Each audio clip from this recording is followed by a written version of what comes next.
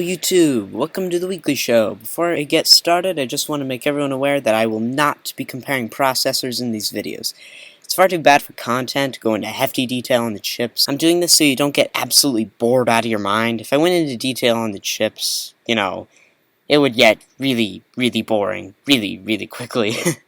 The problem is that the chips are all made differently by different people, so to compare them is sort of like trying to find the similarities between the sun and a yak. Same goes for software platforms like Android OS and iOS.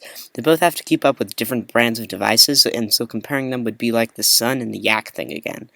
Also, one more thing, I really need some outside support for topics, so if you have a topic that you would like me to discuss, slam it down in the comments section. Let's get into it.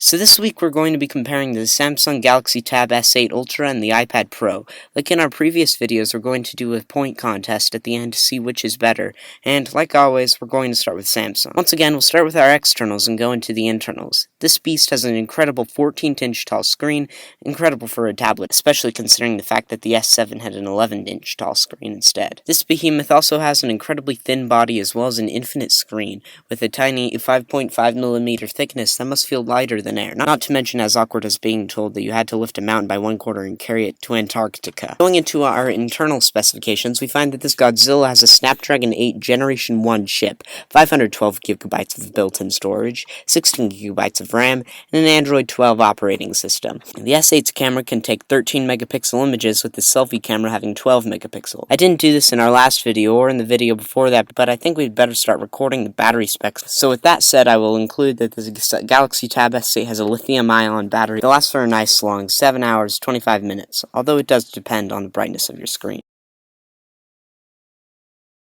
This channel always seems to specialize in abrupt endings. We can start out our Apple block by pointing out that the iPad Pro has a comfortable 12.9-inch screen, which raises some questions for me. Why is its screen 12.9 inches and not 13? 13 is supposed to be lucky after all. If any of you think you might know the answer, stick it down in the comments section. 5.9mm is thin for, well, anything, I suppose, so it's natural for Apple to figure out how to make the iPad that thick. Once again, we end up in the technical zone of our specifications. I suppose there's no point avoiding it. The Pro has 2TB of storage, 16GB of RAM, and a stunning battery that lasts for 5 hours and 30 minutes. It runs on iPad OS. Its front camera has a fabulous 12 megapixels that goes down to 10 megapixels when on ultra-wide setting. The selfie camera is the same, 12 megapixels. The Apple M1 chip drives Apple's newest iPad to even faster speeds, so let's be like the processor and hurry on to the next section of our podcast.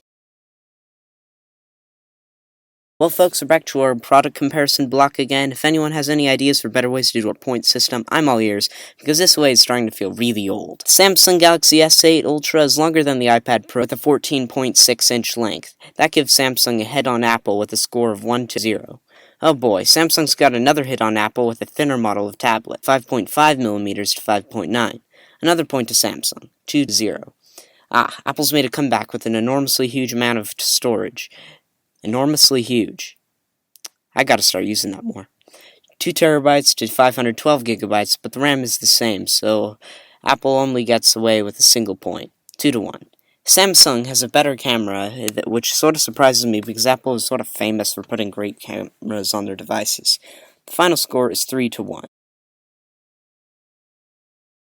Hey folks, welcome back to our free browse feature of this podcast where I'll search the internet for information relating to our topic for this week. Before we do that, stick it down in the comments section if you think we should keep the typing noises in there. I originally kept them in because I found them pretty satisfying, but I wanted to see what you guys thought. With that out of the way, we can do our free browsing.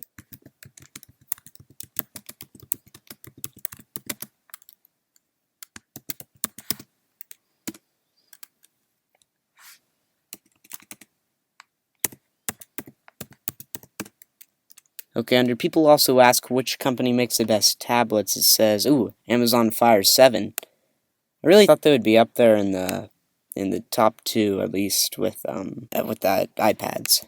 Here we go. The iPad Mini 2021 is apparently the best one of 2021, but that's only according to GS Marina. That one gave us some problems last time. I do not know how to pronounce that. GSM Marina. GSM Marina. I doubt that's what it is. Maybe we should just do a video on just that. How do you pronounce GSM Marina? iPad Pro 12.9 inches 2021, the best overall tablet. Oh, that was only a few days ago, that results. TechRadar.com, April 13th, 2022. I think this is going to be it for the video. So be sure to check back next week, like always. Subscribe to Spy Cakes, and I'll see you next week. I really need to do that better. I said week twice. Alright, forget it. See you next week.